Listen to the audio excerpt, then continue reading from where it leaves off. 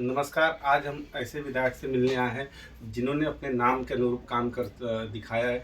चाहे वो रेत का मामला हो, बड़ी सहूलियत और बड़ा लोगों को राहत मिली है। रेत का जब मामला विधायक जी ने मुख्यमंत्री के पास लेके गए, या उसके अलावा धान की बात करें, उसके रेट को लेके बात करें, या सड़कों की बात करें, सड़कों पर जाल बिछाने की बात करें, तो ऐसे तमाम मुद्दे हैं जिसको लेके विधायक जी ने जन आकांक्षाओं को पूरा करने का काम किया है। अगर आज रेटिंग निकाली जाए तो हमारे बालाघाट जिले में सबसे एवन नाम किसी विधायक का आएगा तो राजकुमार कर्रा जी का आएगा। तो हम उनसे जनता के कुछ सवाल सीधे लेते। राजकुमार जी, आपका बहुत बहुत धन्यवाद है हमारे चैनल में। राजकुमार जी, एक सीधा सवाल है, लोगों से जुड़ा सवाल है लांजी पूरे ज़िले से, कि डबल मनी में भोताए लोगों के पैसे डूबे, तो इस पे किस तरह की कार्रवाई हो रही है? लोग जानना चाह रहे हैं। आपकी सरकार है, क्या आपकी सरकार माननीय न्यायालय में त्वरित कार्रवाई करने के लिए कुछ इसमें काम करेगी? चूँकि हमारे यहाँ पे जो मामला हुआ है बड़ा स्कैंडल है और इसमें काफ़ी सारे हितग्राही जो हैं प्रताड़ित हैं।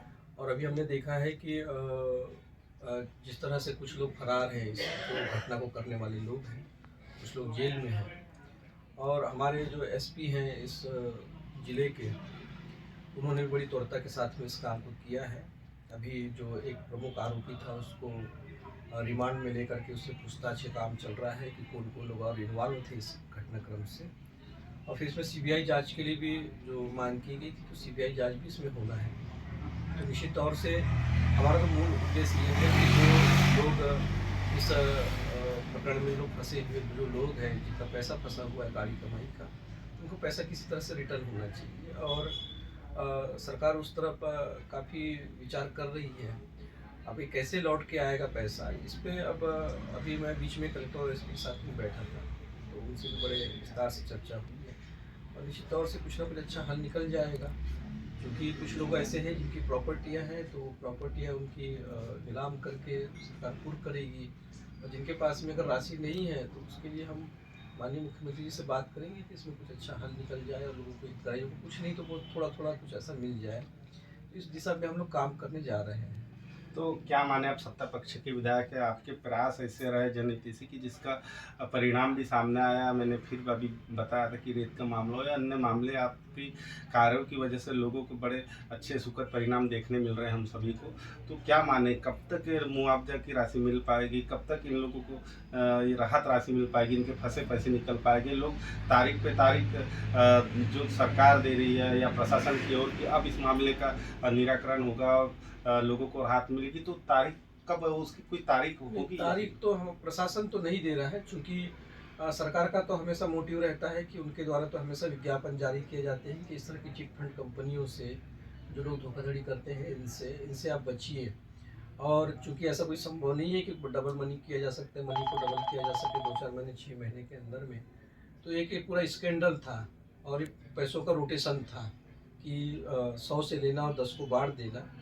तो ये जो मामला है बहुत गंभीर मामला है। अब शासन अपनी तरफ से कोई बजट इसमें इशू तो करेगा नहीं, क्योंकि सरकार तो हमेशा लोगों को चिताती है।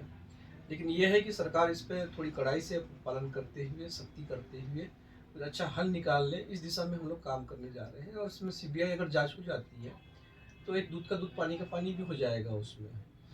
हमारा कहना यह है विधायक जी, जनता का कहना ये कि इस पे फास्टैग कब बनेगा, कब इसमें तो लोगों को राहत मिलेगी? सालों हो गए, सालों बीत गए कि लोग आश्वासन मिल रहा है। पुलिस ने पहले पाव करके एक स्कीम भी करी थी कि आप पहले चेक जमा कर देंगे तो उनको उतनी जल्दी, तो उस पर भी कुछ किस तरीके के कदम है? और क्या विधानसभा में आगामी जब विधानसभा लगेगी उसमें देखने मिलेगा कि आप जैसे अन्य मुद्दे प्रमुखता से रखते हैं, तो क्या ये डबल मनी वाला मामला, लोगों को राहत दिलाने वाला मामला भी आप संज्ञान में लाएंगे सरकार के? नहीं, बिल्कुल, बिल्कुल लाएँगे, क्योंकि ये हमारे यहाँ की बड़ी त्रासदी है, बड़ा स्कैंडल है। तो ये विधानसभा के अंदर में भी आना चाहिए। और हमारा भी प्रयास यही है कि भई हितग्राही जो फँसे हुए हैं, और लगभग लांजी विधानसभा क्षेत्र पूरी तरह से एक ही जिला नहीं बल्कि लगभग 5-7 जिले के लोग प्रभावित हुए हैं। इससे बड़ा पैसों का लेन-देन हुआ है, हेरा-फेरी हुई है। तो इसमें स्पष्टता आनी चाहिए कि किस तरह से पूरा गेम चल रहा था, गेम प्लान चल रहा था। तो इस दिशा में हम लोग काम करेंगे और आवश्यकता पड़ेगी तो विधानसभा के अंदर में हम इसमें क्वेश्चन भी करेंगे। विधायक जी, अब चूँकि आप जब विधायक के पहले प्रत्याशी के तौर में भाजपा के प्रत्याशी के तौर में थे, तो उस समय बड़े बगावत उठी थी आपके प्रत्याशी बनने के बाद। तो चूँकि पूर्व विधायक के साथ बड़े सारे भाजपा के कार्यकर्ता जुड़े थे, जिसमें जनप्रतिनिधि भी थे। कहीं न कहीं उनके मन में एक संशय बना हुआ है कि आप विधायक बन गए हैं, एक बड़ी शक्ति आपके पास आ चुकी है, तो क्या आपको उनका सहयोग वैसा ही मिलेगा जैसे दूसरे आपके साथियों को मिल रहा है? इस तरीके का एक सवाल भी यहाँ के स्थानीय लोगों का नहीं, है। बिल्कुल क्या था कि एक देखिए, हर किसी के अपने समर्थक पार्टी के अंदर में काम हम सब मिलजुल कर करते हैं। और रमेश भट्टराई जी भी ने भी टिकट मांगा था, पूर्व विधायक थे, 2 बार उन्होंने और चुनाव लड़ा था। तो एक कार्यकर्ता का तो ये दायित्व वो होता है कि अधिकार होता है कि वो पार्टी की टिकट मांगे। विरोध भी दर्ज करते हैं टिकट नहीं मिलने की वजह से। मैंने भी कई बार विरोध दर्ज किया, 2008 में भी विरोध दर्ज किया था, 13 में किया, 18 में किया। तो विरोध भी दर्ज करने का अधिकार कार्यकर्ता को है, लेकिन पार्टी ने जब कैंडिडेट डिसाइड कर दिया, तो उसके बाद में सारे के सारे कार्यकर्ता लांजी किरनापुर विधानसभा के हम सब ने मिलकर काम किया है। और मिलकर काम करने के कारण ऐसा नतीजा आया है कि आज जो जीत का सेहरा बंधा है। और निश्चित तौर से मेरे लिए सारे पार्टी के हमारे कार्यकर्ता एक जैसे हैं, एक समान हैं।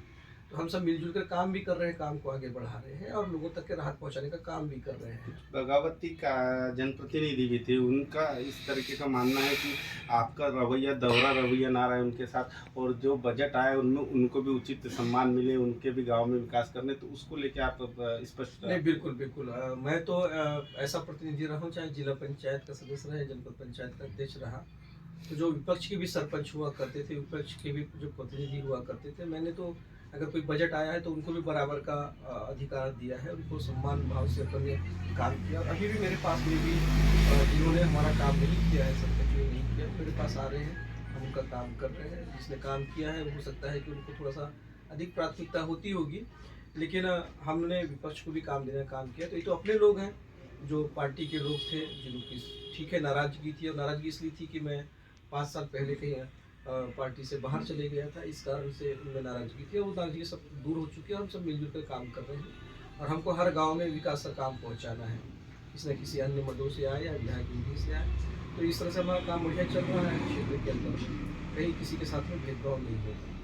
विधायक जी, एक हाईवे बन रहा है जो मंडला होते शाजापुर तक, शहडोल तक जाने वाला है, तो उसमें बड़े सारे गरीबों की, किसानों की भूमि अधिग्रहित की गई है।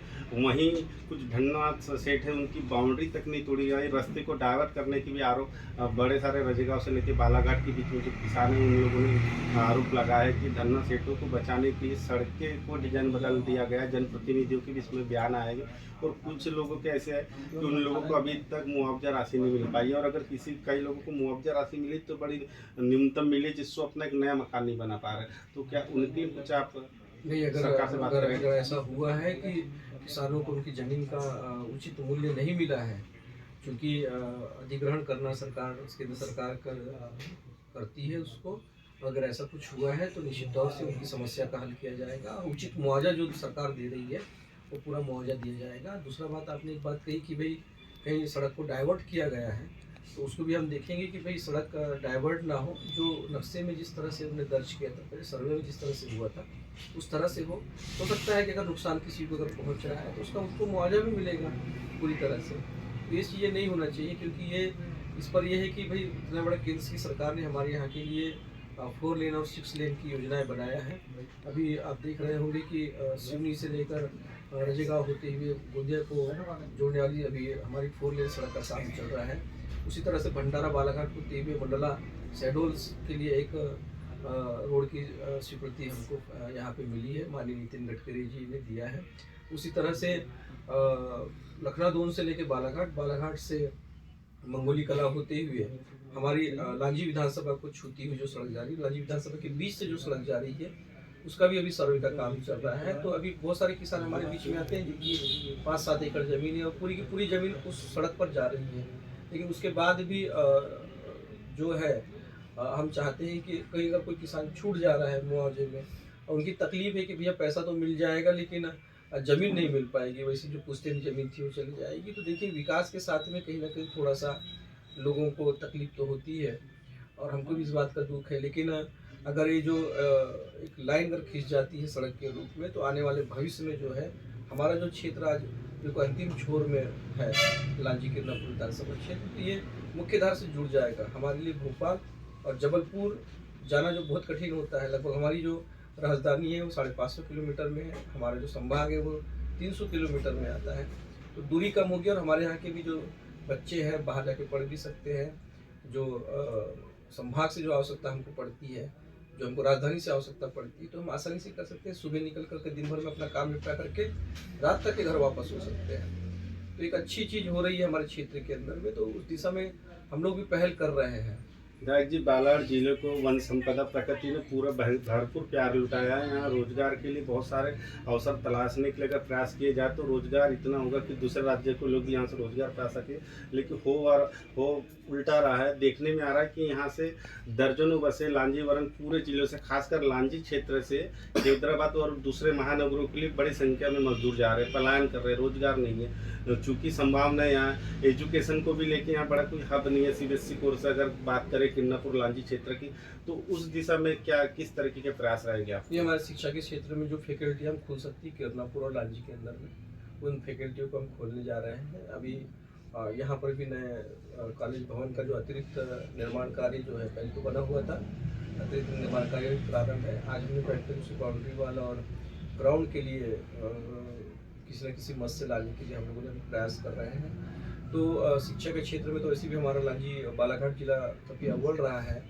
तो हम तो लगातार काम करने के प्रयास में हैं। दूसरा ये कि जो पलायन हमारे यहाँ से होता है, बड़ी संख्या में होता है, तो चूँकि अभी हमारे यहाँ पर जो वनांचल के जो क्षेत्र हैं वहाँ पे बांस कटाई और लकड़ी की कटाई का काम चूँकि 6 महीने बंद रहता है लगभग, उस बीच में जो मजदूर है बाहर कमाने के लिए चले जाते हैं।